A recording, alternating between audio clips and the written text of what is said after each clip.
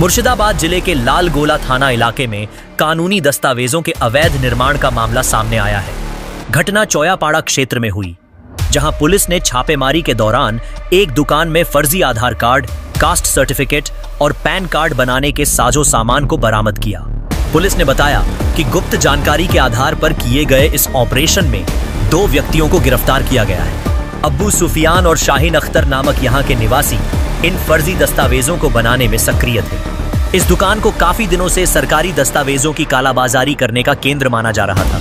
Police ने मौके से कंप्यूटर, स्कैनर, प्रिंटर और अन्य फर्जी पहचान पत्र बरामद किए हैं। अधिकारियों का मानना है कि इन दस्तावेजों का इस्तेमाल बांग्लादेशी घुसपैठियों की पहचान बनाने में किया गया था।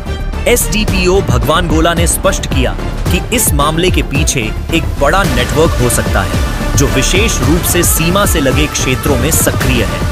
अधिकारियों ने संकेत दिया है कि फर्जी आधार कार्डों के माध्यम से घुसपैठिए आसानी से सरकारी योजनाओं और सेवाओं का लाभ उठा सकते हैं, जिससे देश की सुरक्षा को संकट में डालने का खतरा बढ़ता है। ये दस्तावेज राशन कार्ड, बैंक खाते और यहाँ तक कि पासपोर्ट जैसे महत्वपूर्ण पहचान पत्र बनाने में सहायक हैं। अब जरूरी बात यह है कि पुलिस और प्रशासन इन संगठनों के खिलाफ ठोस कदम उठाएं।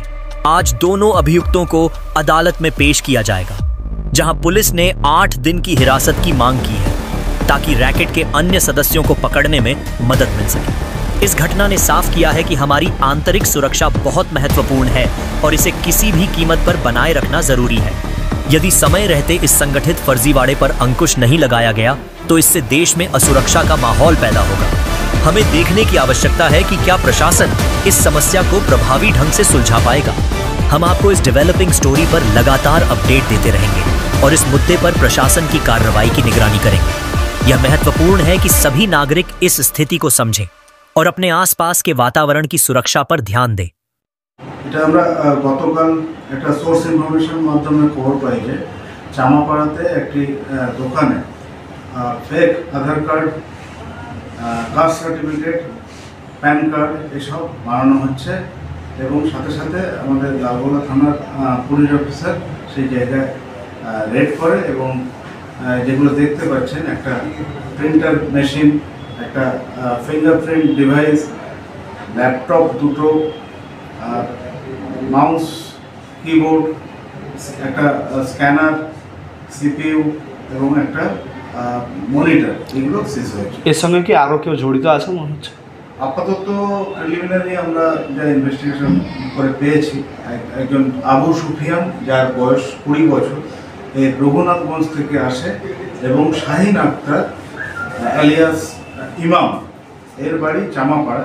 এর দোকানে উক্ত আবু সুফিয়ান এই ফর্জারি ফ্রডের এই কাজটা করে এবং এর সাথে যা খবর আসছে আরও কিছু লোক জড়িত আছে, সেটা আমরা ক্রমশ ইনভেস্টিগেশনের মাধ্যমে প্রকাশ চাই। বাংলাদেশ সীমান্তে লালগোলা, তাহলে কি বাংলাদেশিদের কি আধার কার্ড এরা তৈরি করতো মনে হচ্ছে? এটা খুব সম্ভাবনা আছে যে এখানে অনেক বাংলাদেশি লোক আধার কার্ড বানানো হয়। কটা আধার কার্ড আপাতত পাওয়া গেছে ওখানে? আপাতত আমরা একটা পেয়েছি এবং কম্পিউটারটা আরও ওদের যে মেমোরি আছে ওইগুলো আরও প্রসেস করলে আরও কিছু পাওয়া যাবে। কদিনের রিমান্ড চেয়ে পাঠাচ্ছে? আমরা 7 দিনের রিমান্ড।